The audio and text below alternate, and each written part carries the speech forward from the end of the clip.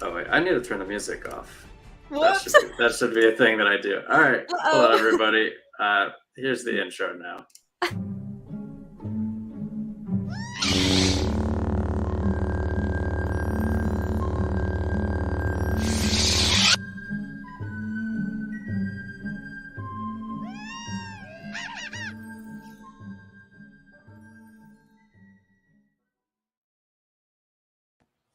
I don't know. We could do cold opens from now on, where it's just like we have a funny joke or something, and then we go into the intro.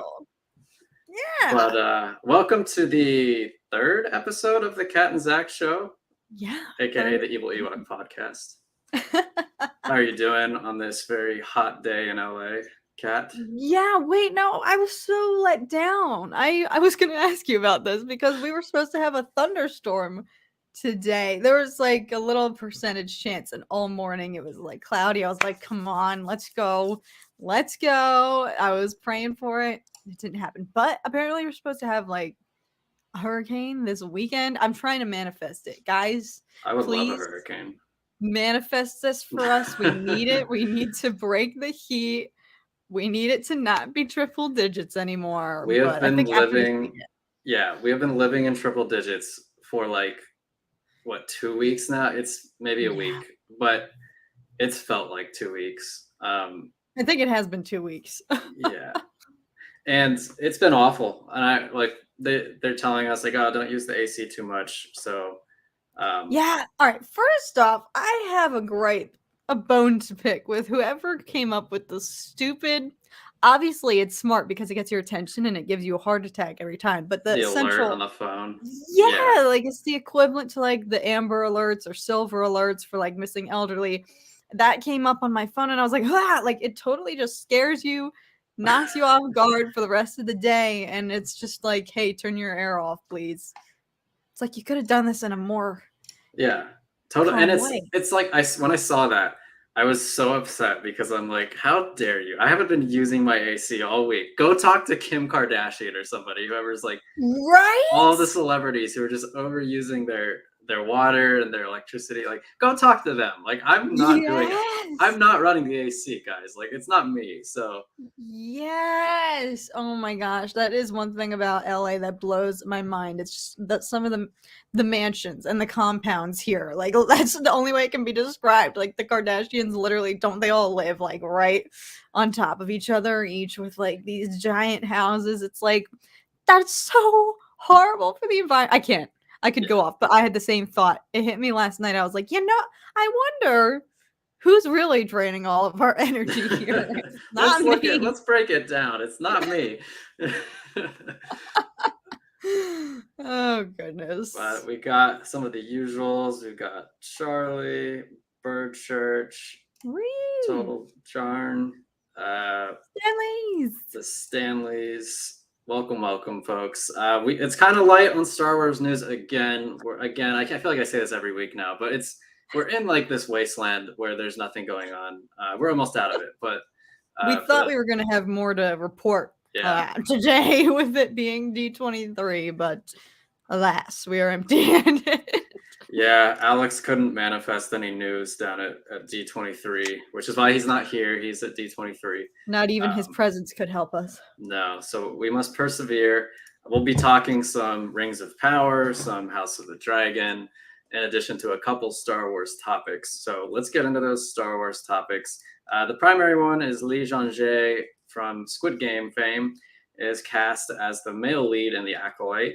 I'm pretty excited about this. I thought he was great in Squid Game. And I'm glad that he's getting more opportunities on a more worldwide scale after that because he totally deserves it.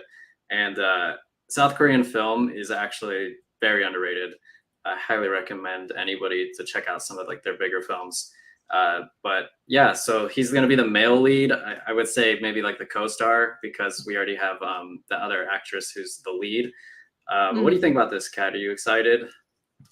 Yes. And I think he even won like Golden Globe Award. I know he won. They were all nominated for something. Squid Game was like phenomenal. So I too am excited that all of that cast, I feel like, is getting some recognition. But to have someone, that show was so phenomenal. So to have someone from that show come now to Star Wars, especially with a show like The Acolyte, like I feel like that was a smart move because, as you were saying before, Zach, in the pre-game show, like some people still don't know that this show is happening, and it's not an inherently something like Kenobi, which is familiar, and it's going to get even casual fans and even non-Star Wars fans to maybe come and check it out. It ended up being the biggest premiere on Disney Plus. Like, you don't have that familiarity, like, inherently in the show or the title. Like, Squid Game was huge. Like, that broke the internet. It broke Netflix. I think his casting could be a huge marketing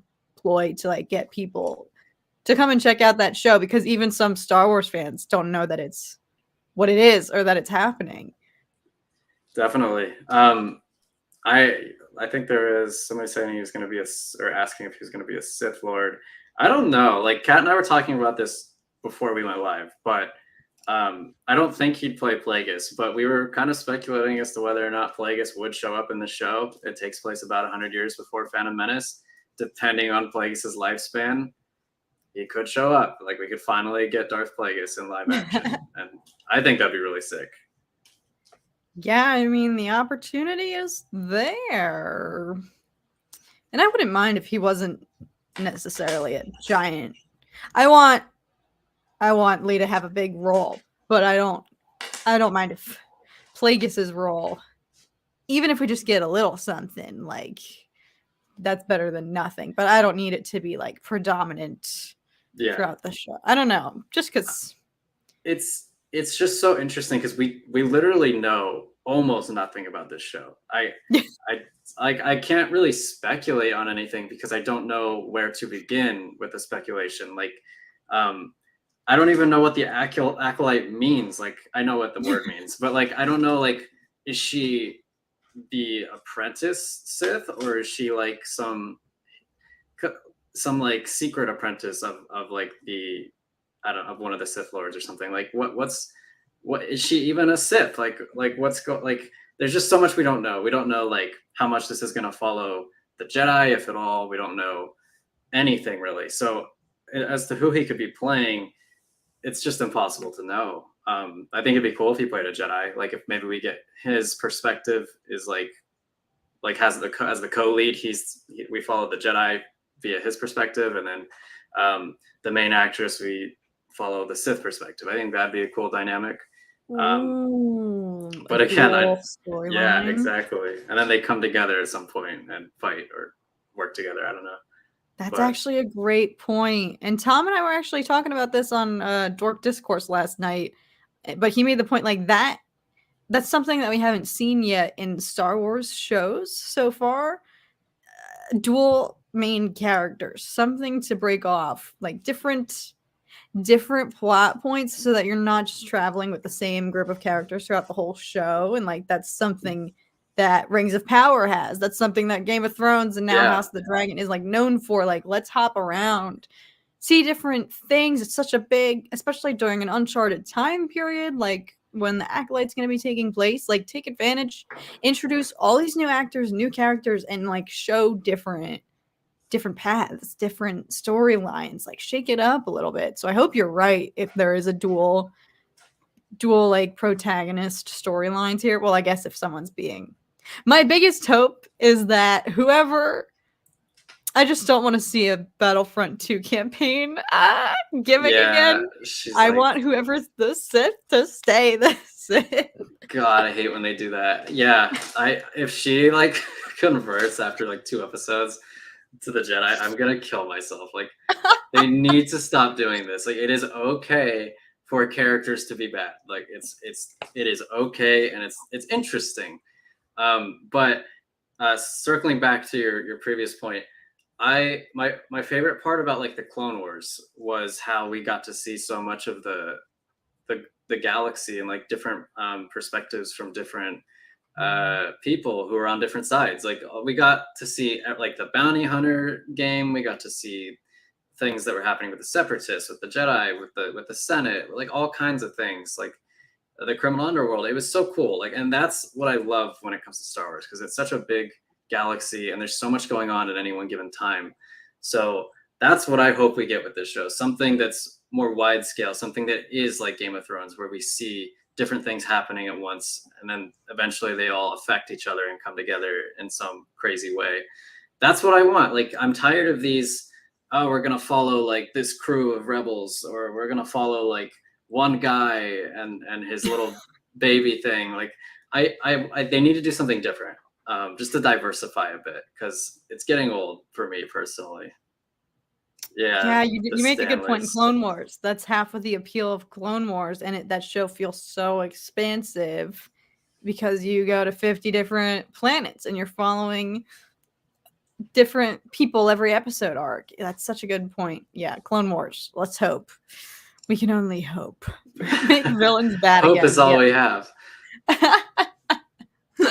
I'm also tired of Rebels. Yeah, I think that it's time to not revisit that time period. Like, after Andor, I don't really want to see another show or movie set in the whole galactic civil war time period. Like, I don't want it. Either give us something new, give us more prequel stuff, because that's really popping off right now. But probably just give us something new. Like Kat and I always talk about, like, just jump like 1,000 years in the future. Like, do whatever you want, but just make it something fresh. And the other Star Wars news that we've got is Ahsoka has been said to be wrapping filming this fall, so that's pretty soon. And then it's releasing sometime in 2023. But how excited are you for this show? Like, would you say, are you more excited for this show than for like The Mandalorian season 3, or no? I'm so hyped for Mando season 3. I think Mandalorian season 3 is going to like be freaking phenomenal. Granted, that's also, I think it's easier to be excited about something that's already very developed, and we've seen what Mandalorian has brought to the table. Yeah. I feel like once we know more about this show, I'll be a little bit more excited, but kind of like what you were saying, it's still kind of stuff we've already seen, essentially characters that we already know, which there's nothing wrong with that at all. Like, and I remember being so freaking stoked when they announced this show after Ahsoka's initial appearance in Mando season 2. So, I mean, I'm not. I don't want it to sound like I'm not excited, but I am just so stoked for Mandalorian season 3. I think I'm also more excited for Acolyte even than I am for Ahsoka. No offense to Ahsoka, but again, in the same vein you were saying, like I really want fresh faces, fresh characters, different timelines. Uncharted territory in the Star Wars universe here with the shows. I actually agree with you. And let me see if I can like articulate this, because it's gonna sound bad, but I love Ahsoka. She is probably a top 3 character for me on any given day. I feel like it almost feels like she's like gone past her expiration date in a way for me. Like, I feel like she should have died at Vader's hands. Like, I've always felt that would have been like a tragic but perfect way for it to end. And now it feels like what is she doing? That, like, I know that they're gonna go find Ezra, but like, where's she going? What is she doing? And like, why doesn't she appear in the sequels? Or like, why? Like, what's her end game? Like, where is she? What does she want? Like, that's what they need to like explain to me, and then maybe I'd be more excited about it. But I don't know. Like, I just feel like a lot of the intrigue with Ahsoka was like, oh, she finally encounters Vader. It's gonna be so cool, and it was like, it was one of the greatest moments in Star Wars. But I always thought up until that point that she was just gonna die at his hands. Like, it just seemed like the natural thing to happen. And everything else past that, it just feels like kind of like fan service. And I know this sounds horrible. Like, I've enjoyed every second of, like, I loved when she showed up in The Mandalorian. That was so cool. Yeah. And I'm glad we're getting the series. It's just like you're right. It's hard to be super hyped about it because I don't know what to expect completely. And I just don't know that I don't think it can surpass the excitement levels of seeing her encounter Anakin / Vader again. Like it just feels like her story has climaxed already for me. And like, Yeah, that's such a good point. You said end game, and that's really big. It's like kind of like what is the trajectory? And like we were rewatching Book of Boba Fett episode. Which one was that? Episode 5. Whenever she makes her cameo with Luke and Grogu, and it even hit me this time around watching, kind of like what you were saying. Like, what's she doing when she departs and parts ways with Luke? And he's like, "Am I gonna see you again? Like, where are you going?" she's like, I And don't she's know. like, "Maybe." It's like, but it hit me this time. I was like, "Where is she? Like, what?" What else is she doing? If unless, of course, if the timeline of her series overlaps with that, and she's like, I gotta go. We learned that she can't stick around to help found the new Jedi Temple because she's going to find Ezra. Like that would make sense, of course. But I agree. I was like, what's her primary goal? Like, and the fact that she is absent in the sequels is also kind of just like, well, why would she not be there if she's still alive? Because for me, that's the type of character she would be. She wouldn't be absent. She would, like, if she's still around, she clearly, I feel like she would have been helping out during all of that. And they already did this with having to like explain her out of the originals, and it was kind of like, okay, like fine, like the world between worlds, whatever. Like okay, like I don't love it, but I'll accept it.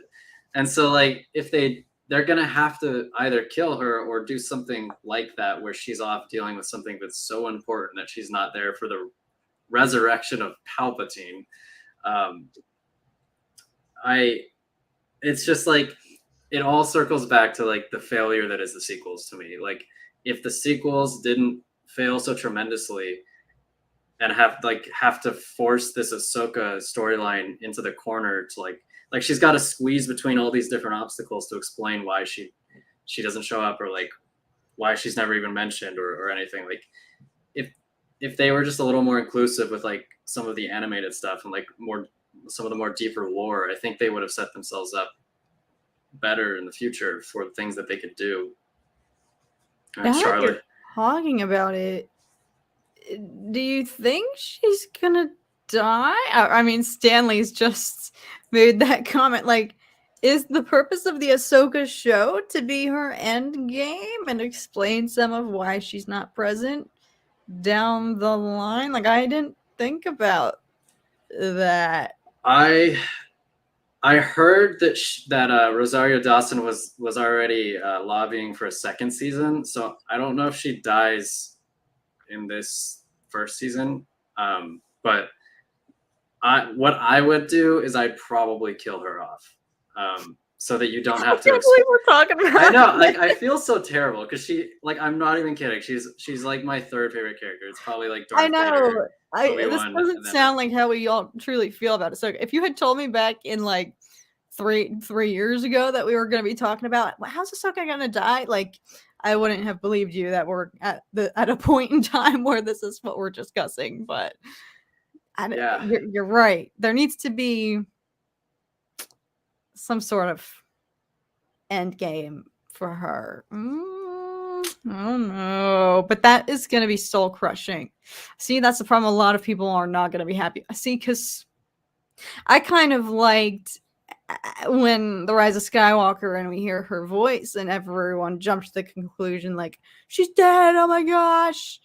And I think it was even Dave Filoni or somebody, one of the filmmakers chimed in and said, yeah, thanks Filoni. That does not inherently mean that. So there, that little sliver of hope that was like, she could still be alive. But then it was then trumped by the, well, why is she not? What's she doing?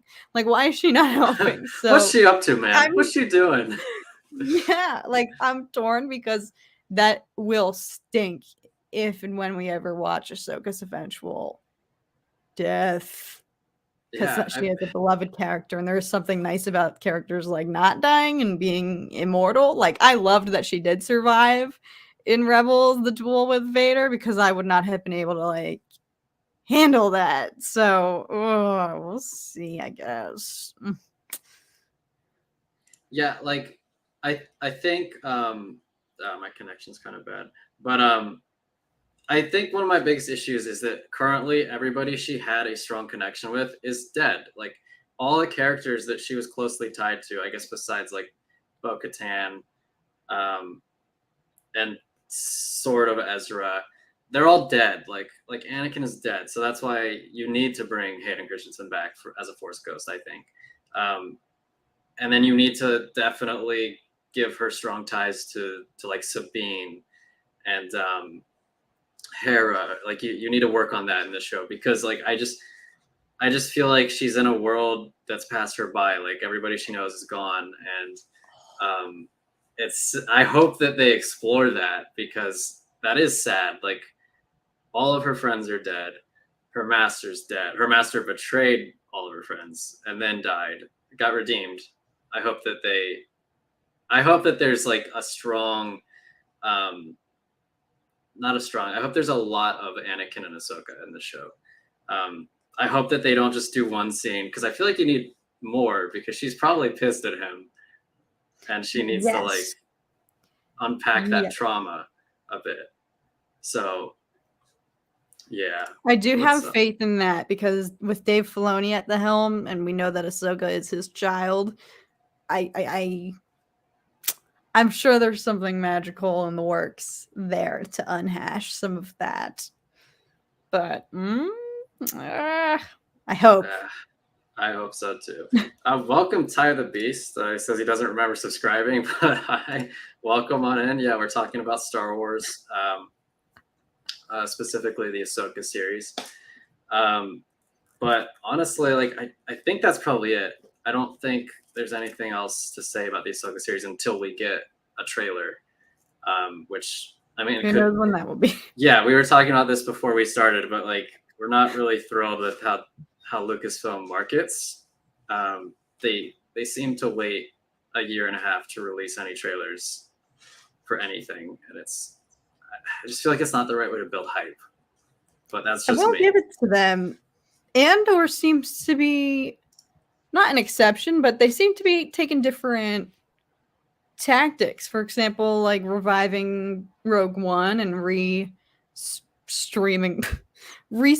that in theaters, having that premiere again in select theaters, along with a sneak preview of Andor, which was like Tom and I went to go see it, and it was incredible. Like they showed a decent amount. They showed it like over 5 minutes worth of like a whole scene with action and it was like phenomenal. And obviously I got so hyped. I was already hyped, but that scene alone was like, this show's gonna be good. But yeah, like even that, and it made me think like, why didn't they do that? Bring back Revenge of the Sith. Yeah, that would have been so cool. Yeah. Thanks, but man. like, so even that is like, that seems like a big move. And I think today I haven't fully looked, but I keep seeing on Twitter, and I saw on Lucasfilm Instagram that they dropped another sneak peek, another sneak preview. So I feel like Andor marketing, they're doing different things, at least like a little bit more is going into it. But then everything else, I'm just like, I guess they did drop the trailer like was in May, and the show comes out in September. So like I feel like that was the earliest that they've dropped a trailer for a series. Yeah. It was pretty, actually. I remember being shocked, like, huh? Yeah, I was like, really? Although, well, the show was originally supposed to be happening last month, right? We were supposed to already, so maybe, but even still, May to August is, well, I don't know. I don't know. With Star Wars at this point, I'm like, I'll just take the trailers when we get them. I'll just be glad. Yeah. I'll just shut my mouth and... what's up, Orandigo Gaming? Welcome in. Okay, we're gonna leave Star Wars for the time being. I know this is a Star Wars podcast, but there's not a whole lot to talk about. And let's be honest, who isn't watching at least one of these next two shows? We'll start with The Rings of Power, because the new episode comes out tonight, I think. Yeah. So what are your thoughts? Like, first two episodes, we've had a lot of world building. what do you like? What are your immediate thoughts about this show? I like it. I am feeling positive about it. And the fact that the second episode was even more hype than the premiere is a good sign to me. That means we're on a good path, a good trajectory. I do hope it continues to get darker. I mean, it got scary at some points during episode number 2, and I hope it just kind of escalates as Sauron starts to make some moves again. I hope so, but I think I have a few like not complaints, but just kind of like, why is everyone disrespecting Galadriel? But she is phenomenal. Like, I think I personally love what they've done with her character, like, except for everyone like not giving her the respect she deserves. But I she's giving an incredible performance, and she's already like I'm already like hooked on her storyline alone. But I think the show, I'm really enjoying it. I'm excited about it, and I'm just going in still open-minded about what's to come. But yeah, my biggest thing, I hope it just keeps getting scarier. I don't know why, but I want to see more orcs.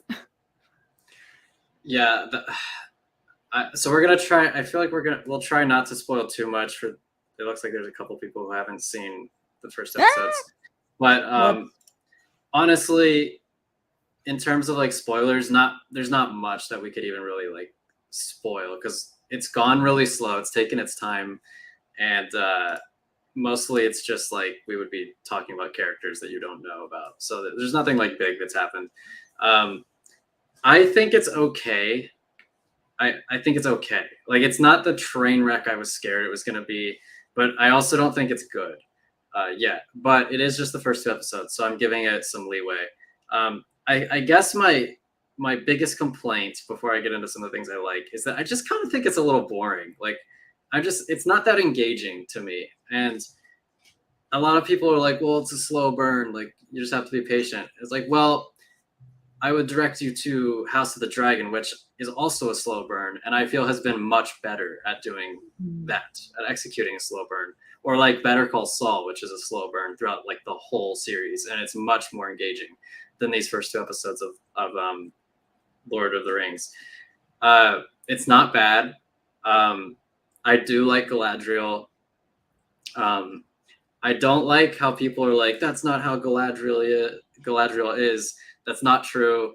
In Tolkien's writing, she's described as like an Amazon warrior, like in her younger days. Like, this is not the same Galadriel we see like thousands of years later in the movies. So I'm okay with that. I don't really like the Harfoots. I don't feel like they should be in the show. I think they were created for the show. I want to get to Numenor. That I'm really excited about Numenor, but like it's been okay, and it's visually very impressive. It's a beautiful show. I love the dwarves. I think someone said it. They wanted to go drinking with the dwarves. Yeah. Burn church, hang out, drink with the dwarves. Yeah, the dwarves are great. They nailed the dwarves. It was cool seeing Khazad-dûm again with plants and stuff. There's a lot of intrigue here, and I will continue to watch it. I just feel like the first 2 episodes are a little boring. So that's my general thoughts on Lord of the Rings. I know that you were waiting to see if I hated it. No, I do remember they released the final trailer, the one that featured the Balrog, and I remember you were like, all right, this is more what I'm looking forward to. So I do remember you were a little more okay, willing to give it a chance. But no, I do agree. Like, I think the saving grace is, and I feel like I've been talking about this whole time, it hops around. We've got Galadriel, we've got Arondir, we've got the Harfoots. I do agree with you in that regard, though. They're not my favorite plot point. I'd rather focus more on the elves. And I feel like, see, Tom always says this, and I don't want to say it while I'm gonna give it to him while he's not here to tell me I told you so. But like, I read Silmarillion to try to just brush up beforehand, thinking more of what is in that book was going to be part of the show. No, I learned quickly that it's not. I'm like, it's the like um, appendices of the Lord of the Rings or something. yeah, and apparently like other made up stuff too, which Yeah, I'm not fine with that. I know a lot of the discourse is if there's source material writing, why would you not use that? And I do agree with some of that and feel a little bit after reading the Silmarillion, especially, which primarily focuses on the elves. And I've always just been more of a fan of the elves. And so I do want to just kind of focus more on them and what they are doing during this time period. But maybe I shot myself in the foot because I read that book and it literally is just solely focusing on elves and then a little bit of like men and stuff. So that would be my hope. I kind of want to see more elf content, but I appreciate how having the different character arcs helps to keep. I feel like the pace has been flowing nicely. Like I feel like by the end of these episodes, I'm like, oh my gosh, like that felt like a good full hour because you're hopping around every few minutes and jumping back and forth. Like for me, I need that to like keep things moving. So I do appreciate that regard of it, but I kind of agree with you. I just want to say I'm just elf fan all the way. That's what I want to see more of. elf fangirl. Who's been your favorite elf so far? Obviously, probably Galadriel. Oh yeah, she Morphin Clark. She has been so good, so good. I love how they know exactly what they're doing. They do these close-up shot, like extreme close-up shots of her eyes a lot, and it harkens back to the those shots in Fellowship and and it looks like she looks like a young God, I'm forgetting her name. Kate Blanchett. Kate Blanchett. Yeah, she looks just like a young, quick Kate Blanchett in those shots. So that's good. I like that they do that. I kind of like all the elves. I like Arondir. I like Elrond, especially his relationship with dwarves. So I think there's definitely promise. I wish they would have started it off with more of a bang. I think because you're gonna lose a lot of the casuals if you start this slowly. I think. But like someone said in the comments, yeah, they'll probably get into Numenor this episode. I love Numenor. I think Numenor is probably the thing I'm most interested in, because it's so tragic and like it's Sauron at his best, just turning the whole political scene upside down, and then it gets sunk into the ocean. Like, are Do you you kidding think me? we're gonna see that? I hope so, Kat. I really want to. Yeah, I can't wait for like Sauron to be like, for him to appear in some form. Like I know he's supposed to show up as Anatar, and I'm curious if they're gonna do that or if they're gonna try to fool us. And has he already shown up? Is he the dude who fell from the sky? Like, who do you think that is? Because that's like probably the biggest mystery in the show. Yeah, I don't know. And I'm trying to not honestly, I didn't even think that it was somebody like to be revealed as somebody that we know like down the line. I really thought like this is a completely new phenomenon, a new thing. So I'm trying to just keep that headspace because I don't want to subscribe to a theory or get my hopes up like, oh, it's Gandalf or oh, it's Saruman or oh, it's XYZ. And then like it be something different. And then the whole time I've just had this theory in my head and then I'm like, ah, rats. So I don't know. But I've seen a lot of discussion and theories going around. I initially felt it was Gandalf, and it could be. I mean, the lore doesn't back it up. Like, it's not supported by the lore. Like, Gandalf doesn't show up till the Third Age, but just it feels like either it is Gandalf or they're trying to trick us into thinking it's Gandalf with like the way he interacts with the fireflies. It's so reminiscent of when he speaks to the moths, and his gray attire. It's like they have to be at least like doing one of those two things, right? Like, but then all the fireflies die, and it's like, is that supposed to be sinister? And the biggest thing that's like kind of freaking me out is when she gets to the when Nori goes to the to roll down into the fire pit where he's at, and she says like it's not hot, the fires are not hot. And then earlier in the first episode, Galadriel was like, this place is so evil, our flame isn't hot. And so it's like, so is he evil then? Like what's going on here? Like, I do kind of want it to be a little bit evil. Yes, I agree. As soon as those fireflies all died, I was like, this can't be a good omen. So yeah. that could be a good plot twist if there is something. But if he's Sauron, like that doesn't really make sense to me right now either, because why would he, what's his plan here? Another thought I had is it could be like a Balrog in human form if they're just disregarding the lore or something. I don't know. Like, yeah, who knows? Because we know we see a Balrog, but based on the trailer, which I thought maybe the Balrog scene would be from a flash, like the prologue where we see the fight against Morgoth. I thought that we'd see a Balrog there, and then that would explain it, but we didn't. So I guess a Balrog will be showing up, which is hype. Yeah. But yeah, also, yeah, what is in the box? Could be Mithril, could be a Silmaril. Yeah, I thought it was the Silmarils.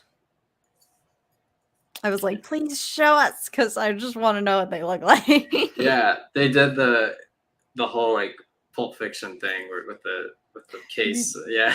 Yeah. Truly. Yeah. Yes. I feel like based on the way, I don't know, I deduced that it was the Silmarils because Durin's father was essentially implying like we've got the leg up here because they are so precious to the elves and their history, and so they're being I don't know, that's why I assumed. I don't know. Because like Mithril, I mean, it's cool and all, but is it like that big of a deal to where they're like, oh, they can't find out about this? Yeah, like would you hide that in a treasure chest in like the bottom of your cave? I don't know. I don't know. So the Stanleys thinks it's Mithril. If it is, then they dig further, finding the Balrog from Fellowship of the Ring. Yeah, that'd be cool. Is that like the time? I didn't realize like when the Balrog like shows up. I guess I'm so like I know a lot about Star Wars. I know like a decent amount about Lord of the Rings, but I'm not like by any means as well versed in like Tolkien lore. So from my understanding, I just remember that like Thorin and his folk go to Moria and then get chased. I actually have no idea. I remember just like what I saw in the Hobbit movie, what I've read in the books, and it's been a while. But yeah, if this is that Balrog, that's not good for the dwarves. That's definitely not good. Yeah. I guess we'll have to find out. Yes, we will. Okay, should we? What would you give the first episodes like on a 1 to 10 scale? Before we move on to Game of Thrones. See you, Sal. Thanks for stopping by. Sal, peace out. Enjoy Breaking Bad, by the way. It's my favorite show of all time. Yes. Love Breaking Bad. I know. I need to get into Better Call Saul because ever since the finale, I'm seeing the consensus that I'm seeing is that show is even better. I don't know if it's better. It's so close. Like they're both masterpieces. Yeah. Yeah. How many? Is it 4 seasons? 6 seasons. How many episodes per? 10 or 11. Okay, that's I think it's 10 until the last season. Then there's 13. Okay. All right. I could try to embark on that. Maybe not while it's like Nerdvana right now and there's 50 different nerdy that's fair. fantasy shows. It only gets better, Sal. Every season is better than the last. So you're in for a real treat. Yeah.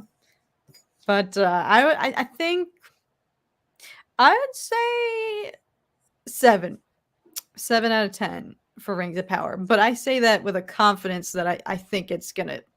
You're I don't investing. know. This could be naive of me, but like, I say that confident, knowing that I think it's gonna get even better based on the fact that episode 2 was even more impressive and more enjoyable than the first. I feel like so. We'll see. I think it's I gonna agree. keep building. Yeah, I think I liked 2 more than 1. I would say 6. I'm a little more apprehensive about it, but I think there are some things to like, and I really just hopefully will attribute the slowness to them just finding their footing and trying to develop this world, this massive world. So, new episode tonight, I believe. Hopefully, we see Numenor. Let's move on to the other medieval era show, Game of Thrones, House of the Dragon. It's a real shame Alex isn't here for this one because he I was know. so excited about it, and we talked a little bit, and he's loving it. But what do you think about this one? Oh, especially after the third this show's freaking killing it. I can't like. So we were so behind. I didn't watch the third episode until literally last night. So I'm maybe still on a high after that. So like take everything I'm saying with a grain of salt because I'm just still like, wow. But I thought it was freaking phenomenal. I mean, even the original Game of Thrones season 1 that didn't even get that hype 3 episodes in, seeing like battles and drag, like it was just like I think it's great. That episode at least was the perfect balance of the politics, some character development, and then just like stone cold dragon action in battles that I feel like we had to wait to see in Game of Thrones. Like, so I'm just like, out of all the like, I think House of Dragon is winning right now, obviously over Lord of the Rings, and I love Lord of the Rings. But House of the Dragon is just like, oh, it's doing it so well. Like I think because they've also been doing such great character development even from the start. Like I'm already feeling so invested in it. So, all right, I'm gonna shut up and hear what you had to say. I agree with you. I think the characters in Game of Thrones are light years ahead of like the characters in Lord of the Rings so far. And I just feel like it's been a little more focused and more urgent. And even though it's gone slow and it's taken its time, there's just more tension in every scene because you have that overarching, like the whole succession plan of like who's going to inherit the throne. Is it going to be Rhaenyra or is it going to be the little kid now? But it's like, it's just, I feel like it's so much better done. It's given me more hope because it's nothing like the last season of Game of Thrones, fortunately. It's definitely more similar to the earlier seasons. And I do want to address this because like a lot of people have been talking about how like, oh, there shouldn't be like a black Targaryen, but like, come on, give me a freaking break. Look at this man's freaking hair. Like he looks so cool. Like, yes, sure, it doesn't make 100% sense with the lore that George R. R. Martin wrote. No, but who fucking cares? Look at this. Yeah. He looks so cool. And he's like a good character too. So like, I don't care. Yeah. I think he looks awesome. And I think he's been well acted. That's another thing. Like, Lord of the Rings is getting hit with this too.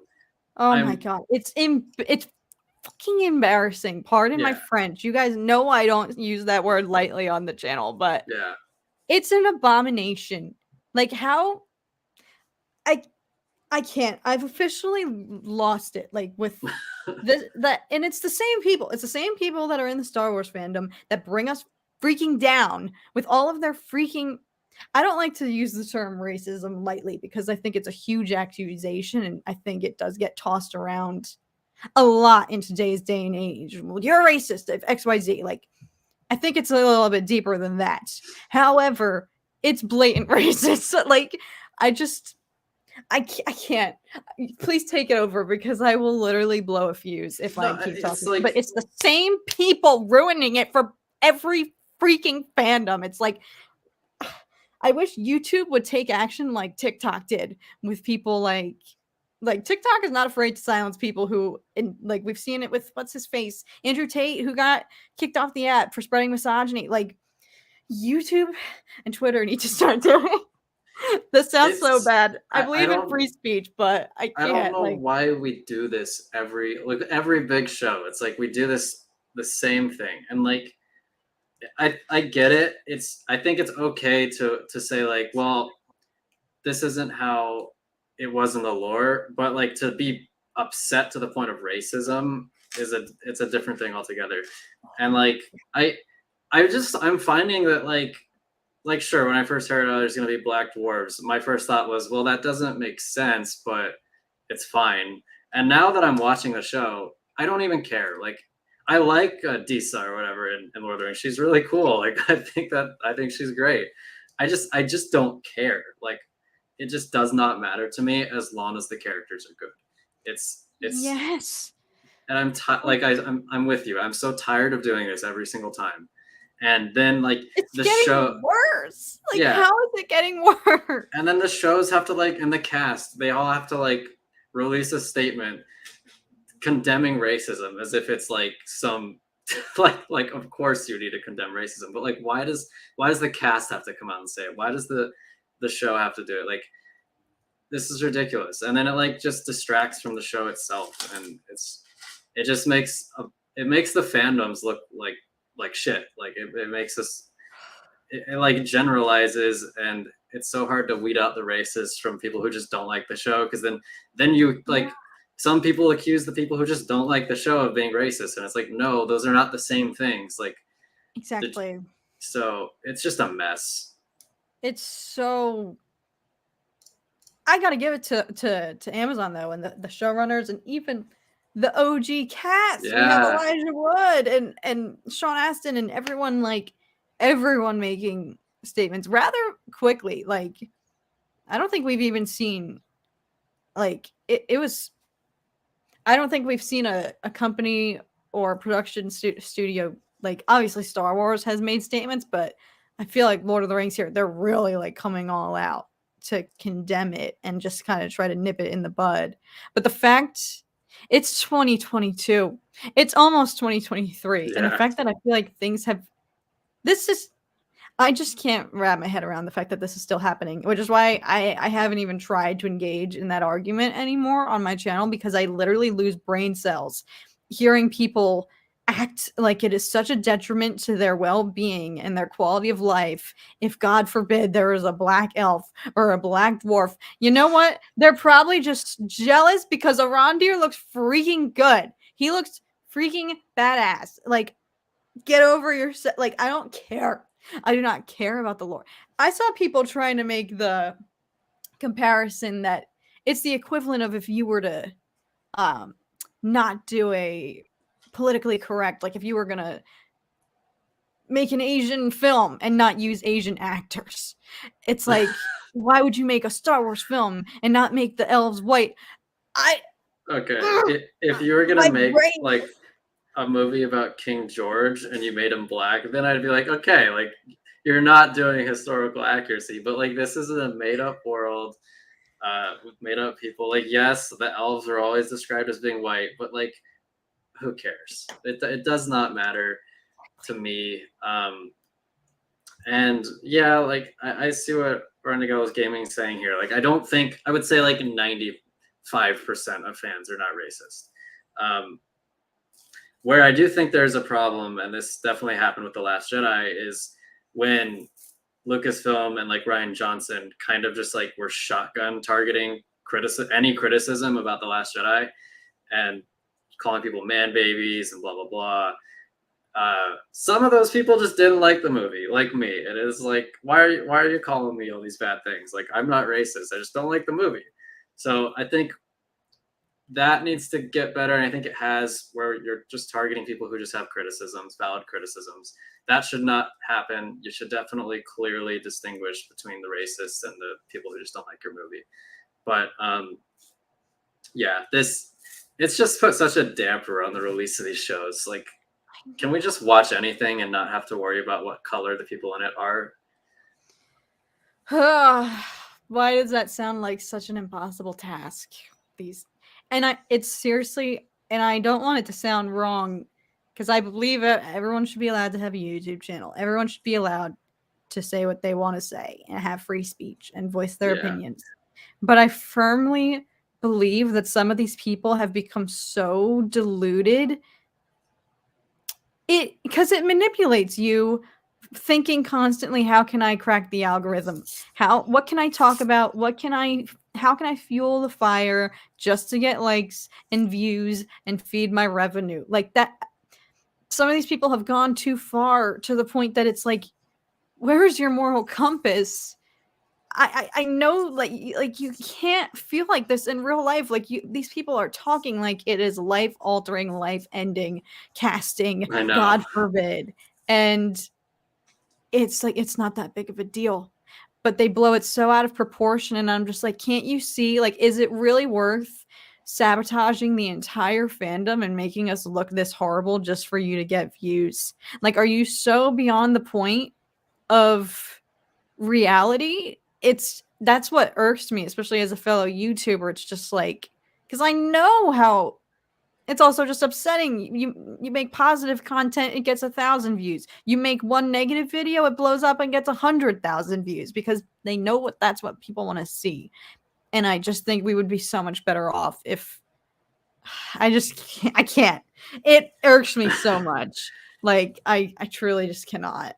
Yeah, it's like, I mean, historically, people always said like, "Oh, nobody hates Star Wars as much as Star Wars fans," but it's like this attitude is spreading to every major fandom now. It's like every time there's a show with a character who is not white, it's like, "Oh, this character." So like Reva, like, was Reva the best character? No, but she didn't deserve the hatred she got. She didn't deserve the community being like obsessed with how bad she is. And honestly, I do think her being black played a role in the amount of like hyperfixation of hatred people had on her. Like if she's white or something and she's just like the same exact character, I don't think she still probably gets a lot of hatred because she's a woman, but I don't think she gets nearly what she got. I think that was definitely like inspired by her race. Like, and I don't think you can really say otherwise. Like, or if she's a dude, like of any color, I don't think she gets the hatred that she got. Like, it's just why are we like this as humans? Like, what is I don't get it, Kat. Like, it'd just be so much simpler if we all just didn't do this. The problem is, why does why can't women inherently, and women of color, people of color, why can't they inherently have a place in any of these universes? Why does it have to be this is for the woke agenda, this is for the forced diversity? It's like, did you ever consider that they had an open casting call and these actors were the best ones for the freaking role? It boils my blood. Like, even just a statement like that, like they're doing this for the diversity, like the disrespect that shows towards the actor who rightfully got these roles. Like, how is it so inconceivable that these actors and actresses, people of why does it inherently have to be an agenda? They exist. Like, Yeah. I'm gonna lose my mind because I've been so like, I almost didn't even want to freaking post my reactions to the Rings of Power because the Tolkien fandom, I love Lord of the Rings and I love freaking like Star Wars. I love being in these fandoms because there's so many great people in both of them. But holy shnikes, I thought Star Wars was bad. I am genuinely terrified of these Tolkien fans who have been dormant for so long because there's been no new Lord of the Rings content, and now they're coming to the surface and it's just like, Star Wars looks pretty tame compared to this. I can't even argue with this because it just makes me lose brain cells. Oh my god. I'm like quaking right now. I am like, I can't. I wish the racism would never come to us. I wish none of this has ever happened. So do all live to see such times.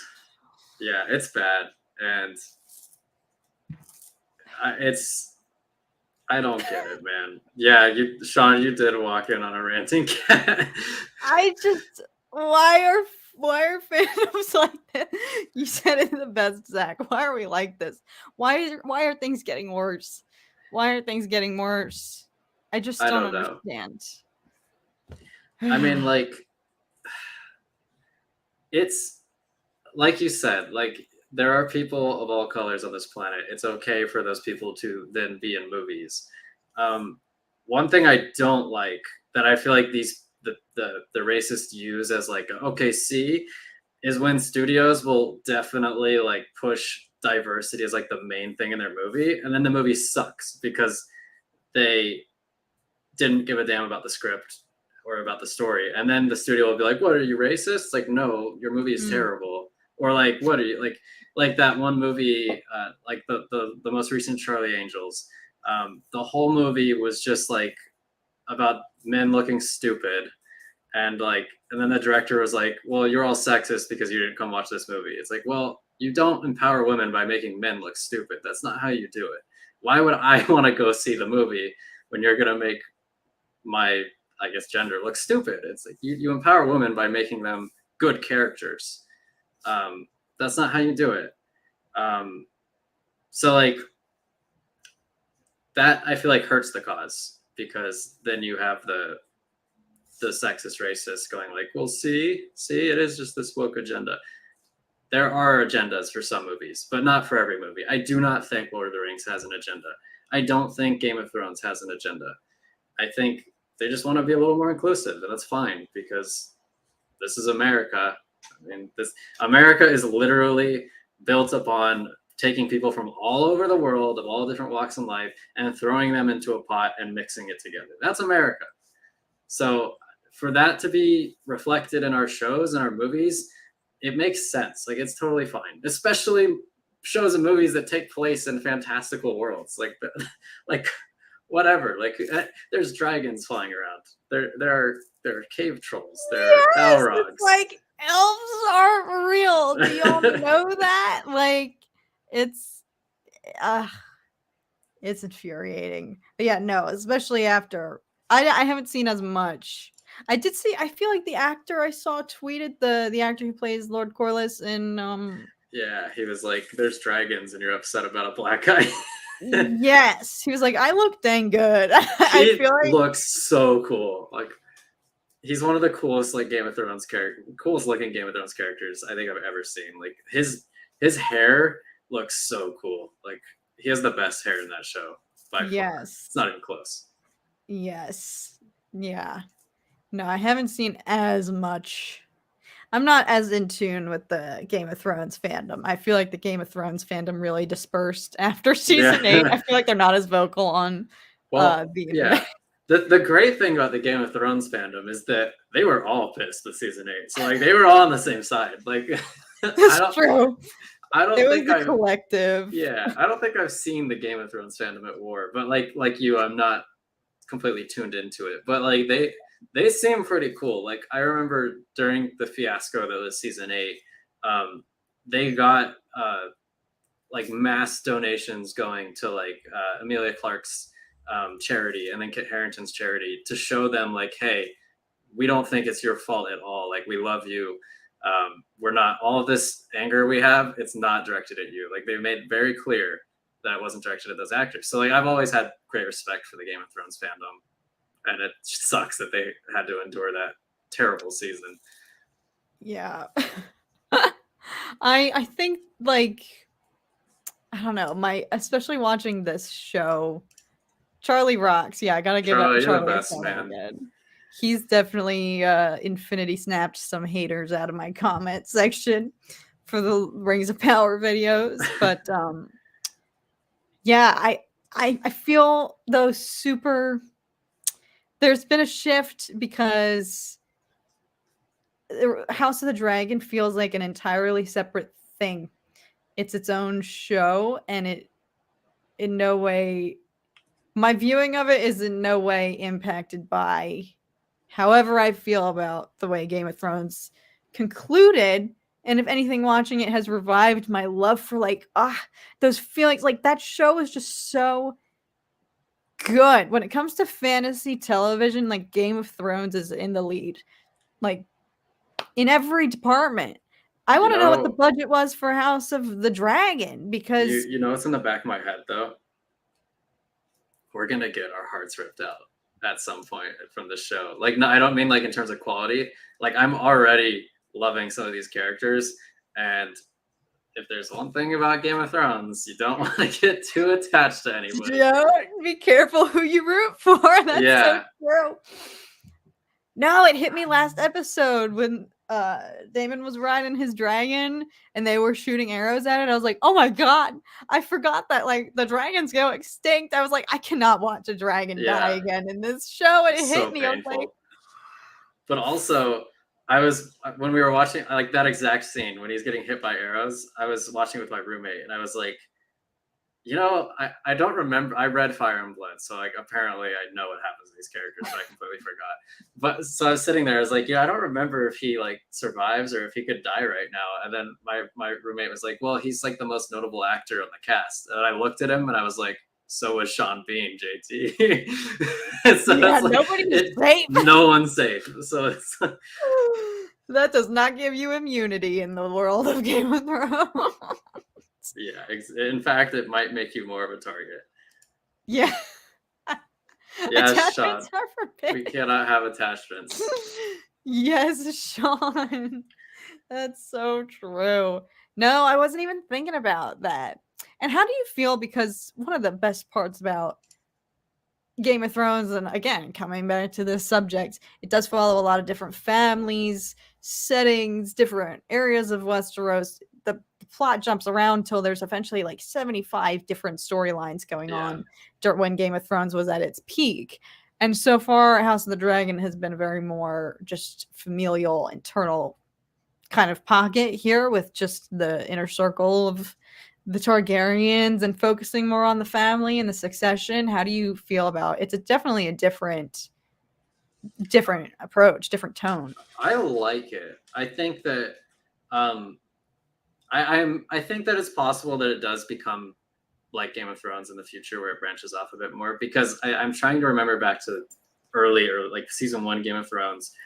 I know the first episode was pretty one storyline where they go up to Winterfell and there's like all the characters are in Winterfell. And then it gradually branched off. So I'm wondering if that's going to do the same thing.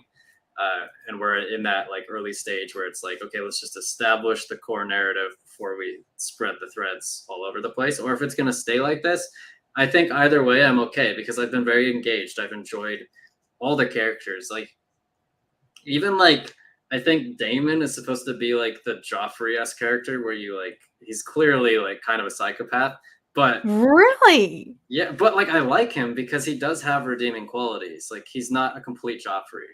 I feel like whoa, now I'm questioning my moral compass because I have been rooting for him from the start. I feel like they're painting him to be like he's the neglected brother, but he just has a bad rap and gets dealt a bad hand, and he's actually the guy you want to be rooting for. I feel like that's the way they've been framing him, and I'm sold after the last episode. I feel sort of, I get what you're saying. I feel like the big contrast between him and his brother is like his brother just wants to like just chill and have parties and like he wants everyone to be happy, but he doesn't want to do he doesn't want to do the hard work. Whereas Damon, I think he's very willing to get his hands dirty as we've seen, but I think he takes it too far. Like we saw in the opening episode where he kills a bunch of like indiscriminately kills a bunch of people in the city. And in this episode, he just starts beating the shit out of the messenger. Yeah. And so like, I think and people like the council's like, well, he's crazy. Like he can't be king. Like imagine what he would do as king. And so I think that there are two sides of a coin, and like ideally it'd be somebody who has qualities of both of them to be king. But I don't feel that he's like you're supposed to be rooting for him, even though I do like him. Like he's not quite a Joffrey, but he's no Jon Snow. That's for sure. Oh no. Oh no. Wait, now I feel like I'm a little bit crazy because I totally am rooting for him. Because you're so right. He has flaws and he takes things too far. But I That's feel true, like Stanley. he's got a spine. Joffrey doesn't. I guess he's like not like Joffrey was like a poor. I guess what I was saying with that is he's just like, I would say he's the most evil of the characters so far. Maybe not evil, but like most No.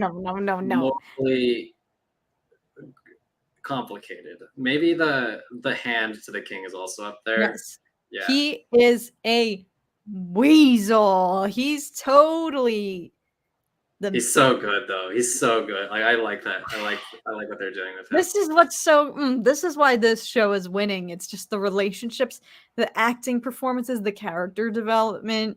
Like this is what makes this show superior, and it's interesting. Look, Rings of Power had a little bit of this with like some of the dialogue and just the scenes between Galadriel and Elrond, like when it was just conversational scenes and slower. Some of those, for me, like their conversations were some of the best scenes of the show. Literally just them talking and some of the political aspects of it.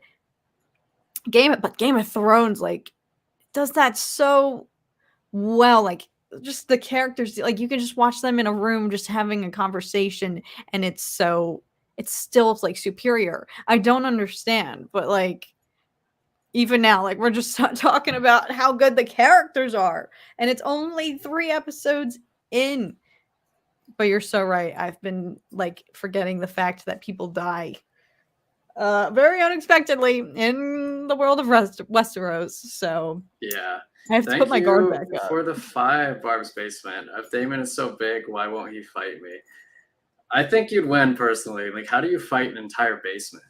Like, I don't think it depends. Also, what kind of basement is it? Finished or unfinished? It's not a winnable fight in most books. But yeah, I mean, like, I don't want to interrupt Kat, so I was waiting for her to finish. So, yeah. Everyone knows we always get around. Yeah, we're cordial. That's what you get with good writing and good actors. Yeah. I'm like, I would say Game of Thrones so far is like an 8 for me. House of the Dragon, that is. I think it's clearly the better show of the 2 that we've talked about. And it makes me, as we were talking about before we went live, it makes me a bit sad that we can't get a Star Wars show that looks this good. Hopefully Andor, because Andor does look pretty darn good, but like just the production quality of this show and of Rings of Power, and I know that they spent like an ungodly amount of money on that show. Just like it's just sad that Star Wars hasn't looked anywhere near as good as these shows on the silver screen, as they say. Well, that's why I'm curious. What is House of the Dragon's budget? Because one thing that is noteworthy about that and Game of Thrones, like so far, costuming is incredible. They film on location. Everywhere is real. Granted, they all like Westeros scenery and locations are more similar to Earth, I guess, versus something in Star Wars or Lord of the Rings. Like you can find a forest and say that it's Westeros, but they film on location. Like everything is practical, and it just feels like I'm just like, what's their budget? Because they still do everything. 20 million per episode, it looks like, which is whoa, it's a lot of money. Holy shnikes! But what was Kenobi's, for example? Kenobi's budget. I think it was 90 million total. Yeah, so 6 episodes for 90 million. I can't do that. We can do better than that. It's like what, like I don't know. It's yeah, I can't do math right now either. Can someone in chat do the math? It's definitely less than 20 million per episode, but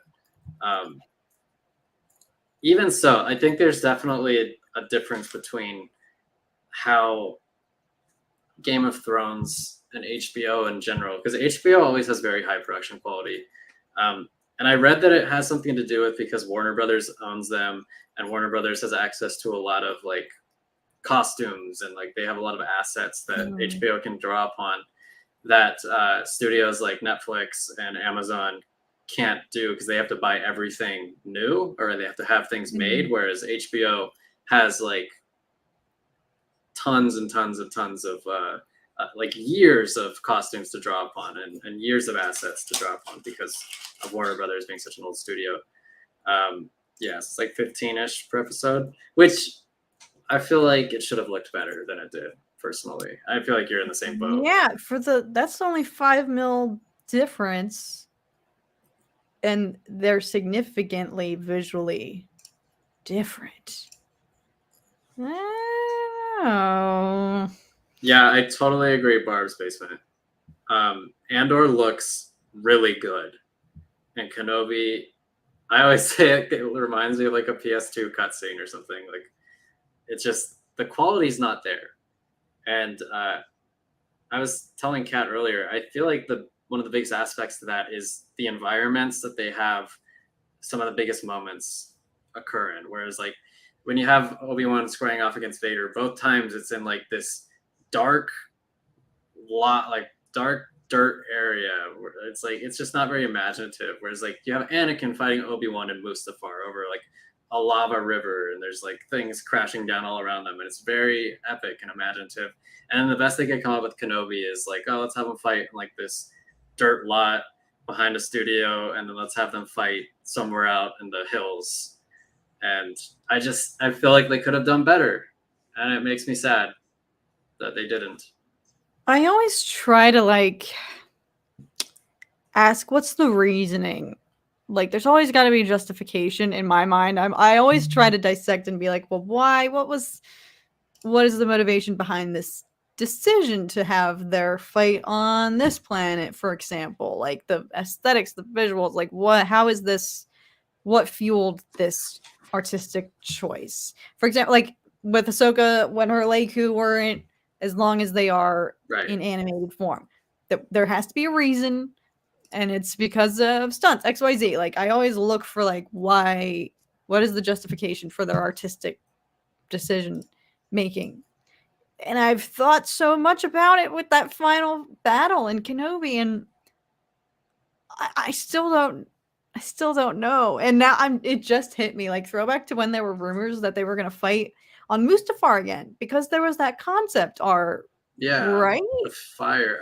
I want to look that up because like I wonder if that's supposed to be the first battle where there is fire, or the second battle. Yeah, because I had that image in mind going into that final battle, and I was like, how are they gonna light all this on fire? I was like, what's gonna happen? Because I just knew from the concept art, I was like, oh, it looks like they were dueling in a fiery setting reminiscent of Mustafar. It kind of does look like, it looks like, here, I'll share my screen just so that we can see. It looks like it's just like a build. It could be Mustafar, but it looks like it's like a building on fire in the background. And it kind of looks like it would be the first battle because he's wearing his cloak. And oh yeah. So for them to then take this and like downscale it to a mining dirt area is kind of disappointing. Like this looks a lot cooler than what we got. That is awesome.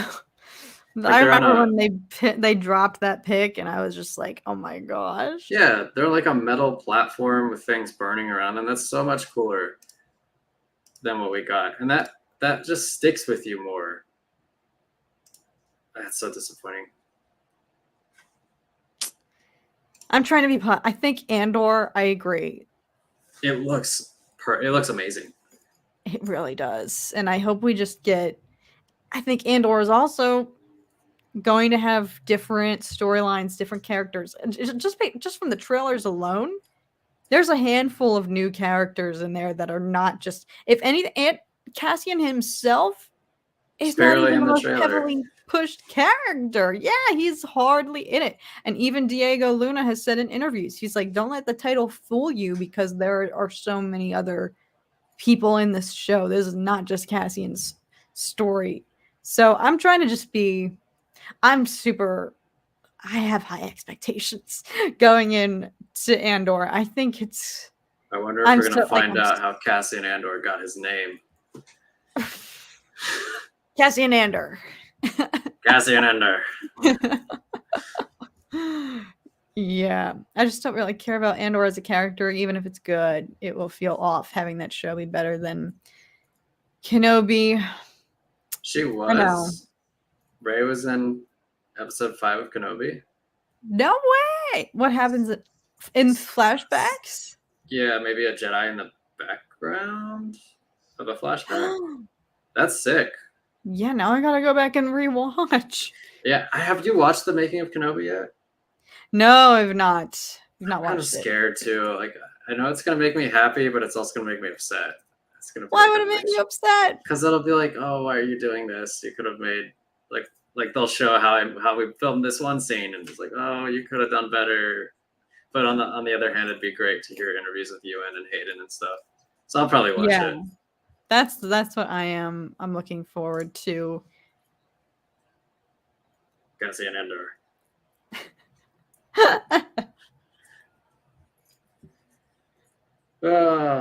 Well, shall we wrap this up, folks? Yeah, T-minus 2 weeks. We got 2 more weeks. 2 more weeks. Stalling to figure out what else to talk about. But it was fun to indulge in Lord of the Rings and House of the Dragon. Totally. Y'all saw a different side of me today. Things always get wild during the Cat and Zach show. But I apologize for being so heated, but I just can't. I just hope we can do better. Yeah, to be fair, I mean, that's a good topic to get heated about.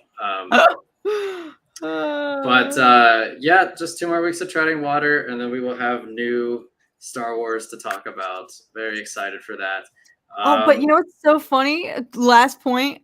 You know how we were talking about the Bad Batch, and I said like, oh, when is it coming out? And you said, don't worry about it. And then literally the week after, it got like pushed back. I told you not to worry about it. I mean, I don't know if I could have been more clear. That's whole thing. He was like, you knew something was up. I knew. I had my feelers out there. Don't bank on it. I don't even know when the actual. That was also supposed to be coming out this month, Darth right? Padme. You turned into Darth Padme. I should have gone and put my contacts in. You should have. Every time you rant, just put them in. For real.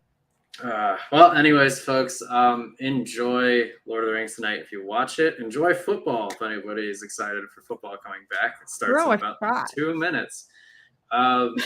So thank you guys for joining us, and we will see you next week. See you, folks. Bye, Fred.